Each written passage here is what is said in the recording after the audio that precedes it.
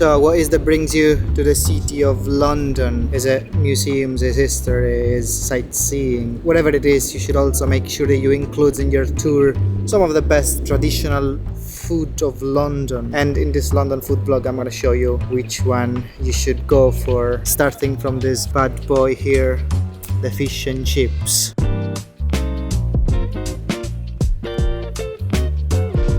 The history actually wants that fish and chips was brought by the Jews in the 1400s.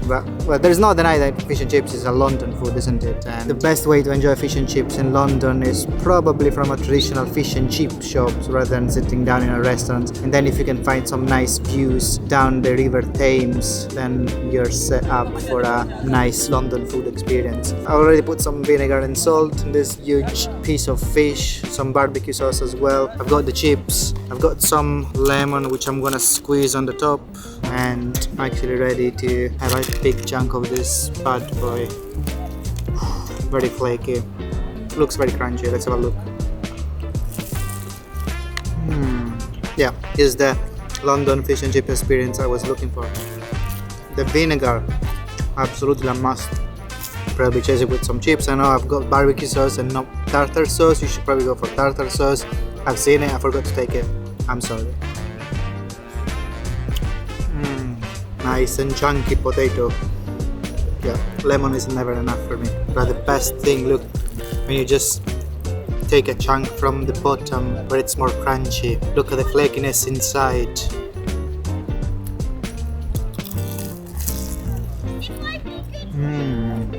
You can hear the crispiness of this fish.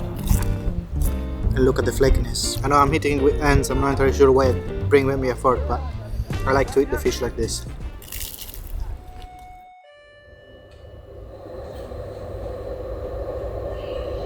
So this place is called F Cooke, Oxton, and it's a legendary place in London. It's pretty much the oldest pie and mash, like family kind of shop in London. Pie and mash is this beautiful dish here, very traditional of London. Actually was born in East London. A very cheap and delicious and readily available meal, usually for the less wealthy. Like it was a working class kind of food.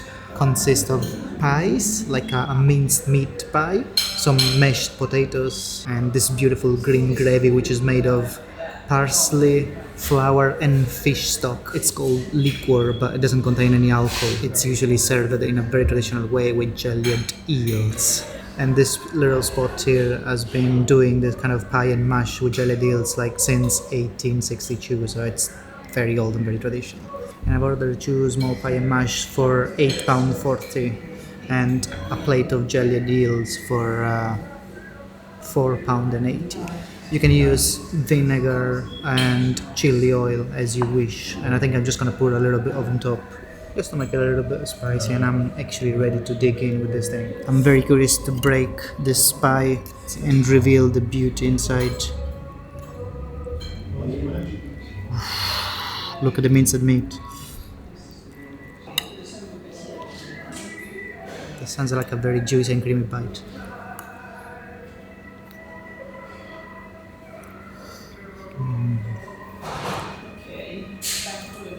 Yeah, the pie is beautiful. It's immersed into this kind of soupy parsley liquor, but kind of retains a little bit of its crispiness, which I love. The recipe in this place, it's actually a mixture of minced meat, caramel and salt. Obviously everything is homemade here. They make their own pies, they make their own minced meat, they make their own mashed potatoes. The liquid is definitely the start of the day. Lots of parsley flavor. I just love how you can squeeze out that meat, that minced meat. Actually, let's get some good bite again of meat, this kind of parsley golden liquid, and some potatoes. Pretty big bite.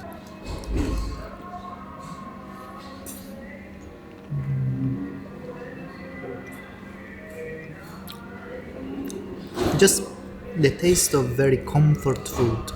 Minced meat, nice and crispy, but a little bit soggy now. Pie, salty, slightly sweet.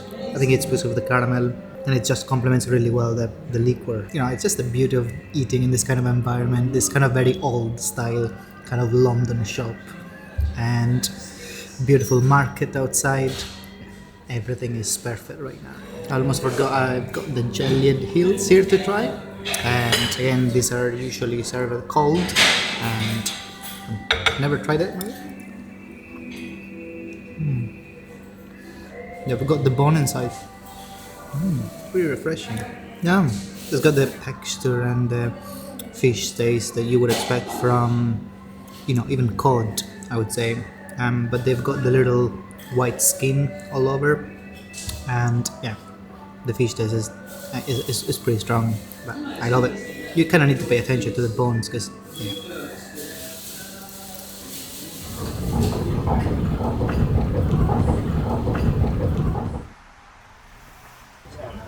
The wax go tomato, you're welcome, enjoy. if you come to London and you don't try the English breakfast, probably you have done something wrong in your trip planning. This is Terrace Cafe, a very traditional British cafe serving a beautiful English breakfast in this neighbourhood of London, which is called Elephant and Castle.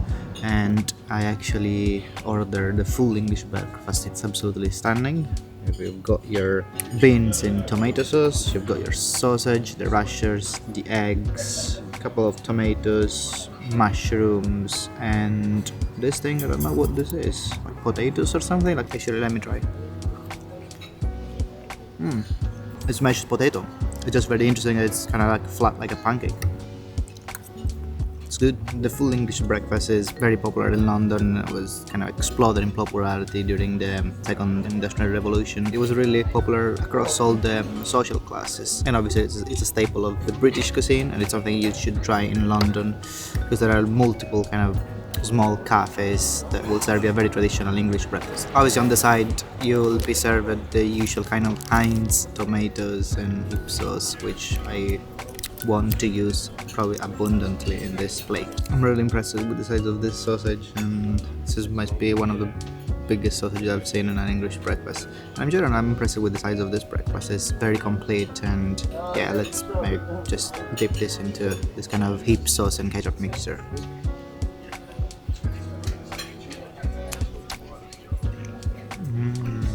Oh my god, this is amazing. Juicy. As you chew it and as you bite on it, it kind of squeeze juice. The aroma is strong in it. The parsley, the fennel. This may be the best English sausage I've ever had. Incredible. I really can't stop eating this. Obviously the bacon, unmissable in a proper traditional English breakfast. Look at the string of fat. I just love the ratio there. And I think we just need to dip a little bit on the ketchup, and I'm ready.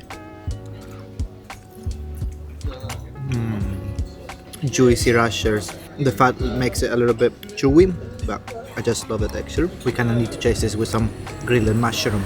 Another very common element is the black pudding, essentially a mixture of beef or pork blood, fat, but also cereals like oatmeals. All of that mixed with different kind of seasonings such as thyme, marjoram, and also spices. Something that you'll either love or hate. I like it. I like the creamy texture. There's a lot of mint flavor as well, so it can be really varied. You know, the type of kind of seasoning that you put in it, like the spices, the aromas. This is very minty. Never had something like this. And obviously a beautiful fried egg with possibly a runny yolk. Looks like there is some parsley sprinkled on top, and you can play with it how much you want. Sometimes I like to use a dipping sauce for my rashers. Thank you very much.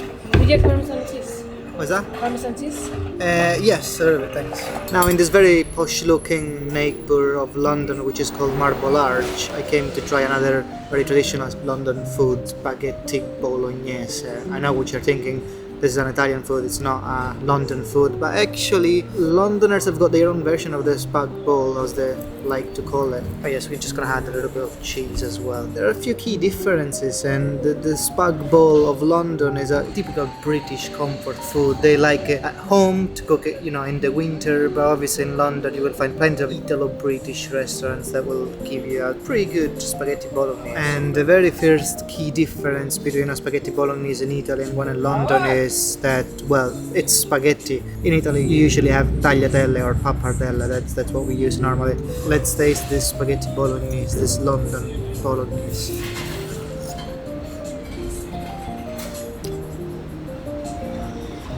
I can recognize a Londonese Bolognese. The tomato, the ragu, is sweet, and this is usually a little bit off-putting for Italian people who are used to, very tangy tomato-based kind of ragu that we've got in Italy. British people don't like it very tangy, and some friends actually that I know here in Britain, they use a little bit of sugar to counterbalance that tanginess of the tomato. So yeah, your spaghetti bolognese in London are gonna be very, but not very, but kind of sweet. The very key component of the bolognese is the ragu, and there's plenty of this in this dish. A little bit of fresh water. I'm pretty satisfied with this plate of London bolognese. It's plenty, it's cooked al dente, and obviously after your spaghetti bolognese you want your espresso, which I take without adding any sugar.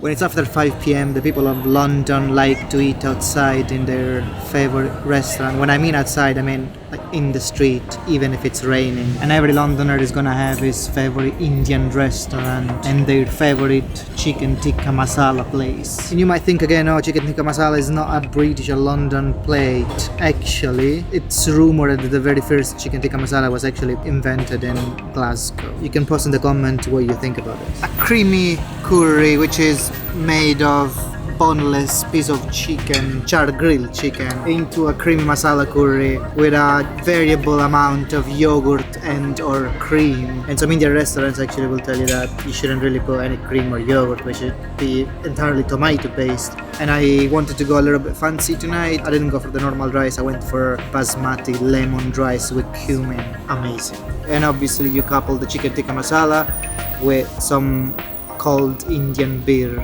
Cobra beer. Actually, let's try it. The curry smells absolutely delicious. Maybe put a little bit of rice into my plate and a little bit of curry, and let's begin the feast. The yogurtiness that comes from this curry.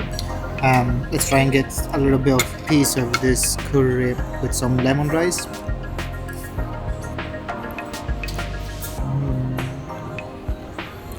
The chicken pieces are so tender, effortless chewing, really creamy, and taste the masala, the yogurt, the lemon touch of the basmati rice is just unbelievable. I was absolutely winging this, but it's a match made in heaven. The lemon is just fantastic in there. There are actually pieces of lemon, like chunks of lemon.